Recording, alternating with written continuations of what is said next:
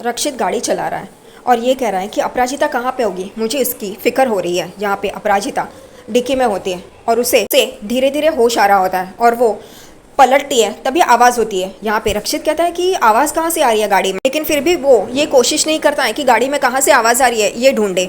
वो कह रहा है शायद डिक्की खुली होगी, इस वजह से वो धक्का लगा था, उसे याद आता है उस लड़के का।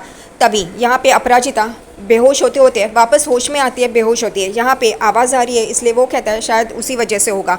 यहाँ पे डिक्की खुली होती है, इसलिए रक्षित को लगता है कि उस लड़के का धक्का लगा था, इस वजह से वो खुली है और उस वजह से आवाज़ आ रही है। यहाँ पे वो कहता है मुझे जल्द से जल्द अपराजिता को ढूंढना ही होगा। वो घर पे आता है, तभी वो घर की तरफ देखता है, उसे याद आता है जब अपराजिता उसे वो डब्बा देने आई थी, तभी कैसे वो हार उन पे गिरा था। यहाँ पे सिक्योरिटी वाला आता है और रक्षित की गाड़ी देखता है, डिक्की देखता है, तो उसे लगता है कि ये डेंट पड़ा है। वो रक्षित को पूछता है सर ये आपकी डिक्की को क्या हुआ है, गाड़ी के डेंट पड़ा है। वो कहता है हाँ वो एक टक्कर हो गई थी, इस वजह से। ये कल ड्राइवर को कहो कि ये ठीक करवा ले। वो कहता है ठीक है और वो वहाँ से चला जाता है। दूसरी तरफ यहाँ पे ललित लॉकअप में बैठ के देख रहा होता है, उतने में अपराजिता की माँ वहाँ पे आती है। वो कहता है मम्मी जी मम्मी जी। वो कहती है कि अपराजिता कहाँ है। वो कहता है मुझे नहीं पता, और ये सवाल आप रक्षित को पूछिए, उसे ही पता होगा, उसी को तो मिलने गई थी और उसे ने कुछ ना कुछ ज़रूर किया होगा। मेरी अप्पू ऐसी नहीं है, मेरी अप्पू बहुत ही अच्छी है। यहाँ पे उसकी माँ देख रही होती है, तभी यहाँ पे ललित की माँ कहती है ना ना लल्ला ऐसे मत बोल, ऐसे अगर तू इनको बोलेगा तो ये तुझे मार भी देंगी। और वो जानबूझकर नाटक शुरू कर देती है रोने धोने का। यहाँ पे अपराजिता की माँ देख रही होती है, तभी यहाँ पे ललित कहता है आप उनसे क्यों नहीं पूछती, उसे ने अगवा किया होगा। अपराजिता की माँ वहाँ से चली जाती है। उसे याद आता है कि कैसे रक्षित के माता पिता वो शगुन लेके आए थे। वो चली जाती है वहाँ से, तभी ये ललित की माँ कहती तूने इनको ऐसे क्यों बोला, और रक्षित के ऊपर इल्ज़ाम डाल के कुछ नहीं होगा, वो तो छूट जाएगा। वो कहता है माँ तुम नहीं समझियो, एक काम करो वीडियो रिकॉर्डिंग ऑन करो। और वो कहती है क्यों। वो कहता है करो तो सही। वो ऑन करती है और यहाँ पे ललित अपना नाटक शुरू कर देता है और कहता है कि मैं तो अपराजिता का पति हूँ, भोला भाला सीधा साधा। मेरी पत्नी को वो राक्षस रक्षित अगवा कर ले गया है, वो उसके कंपनी में काम करती है। मैंने और अपराजिता के घर वालों ने उसे समझाने की कोशिश की, लेकिन वो नहीं समझा और उसने आखिरकार मेरी पत्नी को अगवा कर लिया है धोखे से। आप मेरा साथ दीजिए, मेरे पास इतने पैसे नहीं हैं, सिर्फ आपका साथ चाहिए, आप मेरी सेना बनिए। और ये पैसे वाला है, इसलिए सब लोग उसका साथ दे रहे हैं, पुलिस भी उसका साथ दे रही है। ऐसा सब कुछ रिकॉर्ड करता है। रक्षित जब घर पे आता है तभी वो कहता है मॉमसी आपको क्या हुआ है। वो गुस्सा हो जाती है उसकी माँ और कहती है तू ये क्या कर रहा है, अभी पुलिस स्टेशन में था ना, तो अभी भी उसके पीछे है, तू कब समझेगा। वो कहता है मॉम वो रात से गायब है और मुझे उसे ढूंढना ही है। लेकिन उसकी माँ कहती है तू ऐसा नहीं करेगा, तू उसका पीछा छोड़ दे। वो कहता है नहीं मैं ऐसा नहीं कर सकता। उन दोनों में बहस होती है। रक्षित की माँ कहती है तू अपनी माँ की भी बात नहीं मानेगा, जिसकी बातें तेरे लिए पत्थर की लकीर होती थी, आज तू उस लड़की के लिए तू मेरी भी बात नहीं मान रहा है। उन दोनों में झगड़ा होता है। रक्षित कहता है मैं उसका साथ नहीं छोड़ सकता। वो गुस्से से वहाँ से चली जाती है और ये दो भाई इसके पास आते हैं, तो वो वहाँ से भी चला जाता है रक्षित गुस्से से। यहाँ पे वो दुबे जी को कहता है कि इंदौर के सबसे बड़े डिटेक्टिव को हायर कीजिए, मुझे अपराजिता चाहिए, मतलब चाहिए।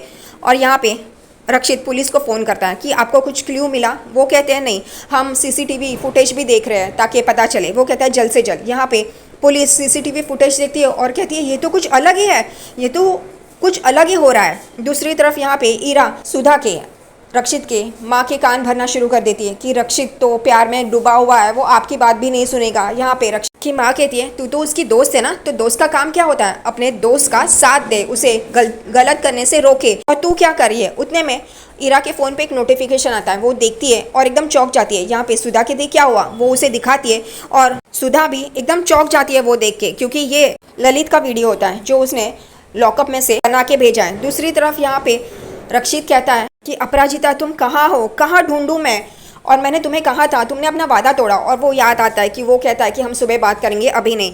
और वो कहता है मैं कहाँ ढूंढूं, भगवान मुझे कोई तो इशारा दीजिए। और यहाँ पे अपराजिता होश में आती है और वो डिक्की को लात मार रही होती है। उसे याद आता है कि पिछली रात को किसी ने उसके सर पे डंडा मारा था और वो बेहोश हो गई थी। वो कहती है मैं कहाँ हूँ, और फिर वो अपने आप को छुड़ाने की कोशिश करती है, लेकिन वो गोनी में बंद होती है, इसलिए वो अपने आप को छुड़ा नहीं सकती। यहाँ पे रक्षित कहता है भगवान आप कोई तो इशारा दीजिए, अप्पू को मेरी ज़रूरत है ऐसे मुझे लग रहा है, लेकिन आप कोई तो इशारा दीजिए। उतने में वो देखता है अपनी गाड़ी को, तो उसकी गाड़ी हिल रही होती। रक्षित कहता है ये गाड़ी क्यों हिल रही है, डिक्की क्यों हिल रही है, कुछ है क्या। और वो उस तरफ जाने ही लगता है। उतने में सुधा उसके सामने आती है और कहती है कि तू कह रहा था ना कि तू सब कुछ ठीक कर देगा, सब कुछ सही है, ये देख। और वो उसे वीडियो दिखाती है ललित का, वो देखता है और एकदम चौंक जाता है। लेकिन फिर भी वो सुधा की बात नहीं मानता। वो कहता है कि मैं अपराजिता की मदद करूंगा। रक्षित को मनाने की कोशिश कर रही होती है, लेकिन रक्षित नहीं मानता। वो अपराजिता के लिए अपने घर वालों के अगेंस्ट जा रहा है, खास तौर पे अपनी माँ के अगेंस्ट जा रहा है। यहाँ पे वो वहां से चलने जाता है, तभी सुधा कहती है, ईरा पकड़ उसे, रोक उसे। और ईरा भी भाग रही होती है, रक्षित रुको। और फिर मोहित और विवान भी उसके पीछे पीछे भाग रहे होते हैं। ये रक्षित बाहर आता है, तभी सामने पुलिस की गाड़ी आती है। रक्षित बोलता है कि अपराजिता का कोई पता चला? वो कहते हैं नहीं। अभी फिर पुलिस कहते हैं कि ये वीडियो देखिए, आपके खिलाफ है। और ये वीडियो दिखाते हैं, तभी रक्षित के ऑफिस के बाहर का सीसीटीवी फुटेज होता है, जब रक्षित अपराजिता का हाथ पकड़ के उसे गाड़ी में बिठा रहा होता है। वो कहते हैं कि आपका इसमें हाथ हो सकता है। और ललित का, अपराजिता के पति का तो आपने बयान देखा ही है ना, वीडियो देखा ही है ना? वो कहते हैं हाँ, लेकिन ये, वो कहते हैं सॉरी, आपको हमारे साथ चलना होगा। और दूसरी तरफ अपराजिता अपने आप को छुड़ाने की कोशिश कर रही होती है। वो हाथ पैर मारती है, लेकिन इन लोग को सुनाई नहीं देता। गाड़ी के बाजू में ही खड़े हैं, डिक्की में से आवाज़ें आ रही है, लेकिन इनको सुनाई नहीं देता। यहाँ पे वो ज़ोर ज़ोर से मारी होती है, उसे भी ये आवाज़ें सुनाई देती है, लेकिन इन लोग को ये जो हाथ पैर मारी है उसका आवाज़ें सुनाई नहीं देती। इंस्पेक्टर साहब कहते हैं चलिए। यहाँ पे मोहित कहता है आप ऐसे अरेस्ट नहीं कर सकते। इंस्पेक्टर कहते हैं हम अरेस्ट कर नहीं रहे, हम सिर्फ पूछताछ के लिए लेके जा रहे हैं, चलिए। और उसका हाथ पकड़ के उसे लेके ही जा रहे होते हैं। उतने में यहाँ पे उसके पापा को, रक्षित के पापा को, वो पुरानी बातें याद आती है, जब वो मोहित के टाइम पे जब पुलिस आई थी। और वो एकदम चिल्लाते हैं रक्षित नहीं, आप ऐसे नहीं कर सकते, पिछली बार भी आपने ऐसे ही अरेस्ट किया था। और वो रक्षित के सामने आते हैं और रोकते हैं। यहाँ पे ये सब कुछ अपराजिता को सुनाई दे रहा होता है, डिक्की में रह के भी सुनाई देता है, लेकिन इन लोग को वो हाथ पैर मार रही है वो सुनाई नहीं देता। उसके पापा सामने आते हैं, रक्षित को पकड़ते हैं और कहते हैं नहीं, आप नहीं लेके जा सकते। और फिर विवान और मोहित उनको पकड़ते हैं, तभी वो एकदम चक्कर आके गिरने लगते हैं। यहाँ पे रक्षित कहता है इंस्पेक्टर साहब रुकिए ना। यहाँ पे सुधा भी एकदम चौंक जाती है और इनको पैनिक अटैक आया है, ऐसे रक्षित कहता है। रक्षित उनके पास आता है और कहते हैं पापा पापा। फिर विवान और मोहित को कहते हैं कि इनको हॉस्पिटल लेके जाना पड़ेगा, चलिए।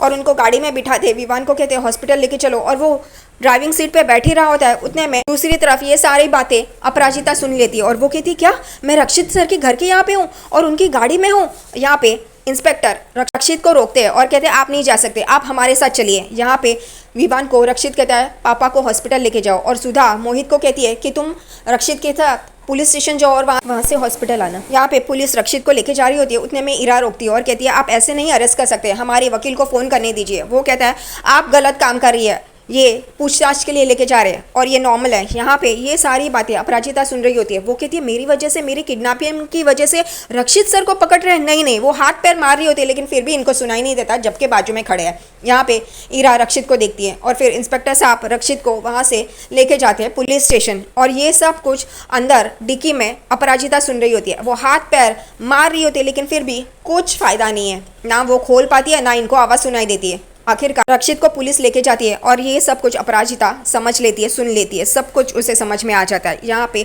पुलिस की गाड़ी चली जाती है। मोहित और ईरा वहाँ पे खड़े रह के देख रहे होते हैं और यहाँ पे अपराजिता डिक्की में हाथ पैर मार रही है, गाड़ी हिल रही है, फिर भी किसी को कुछ सुनाई नहीं देता और ना ही दिखाई देता। यहाँ पे अपराजिता बेबस होके देख रही होती है।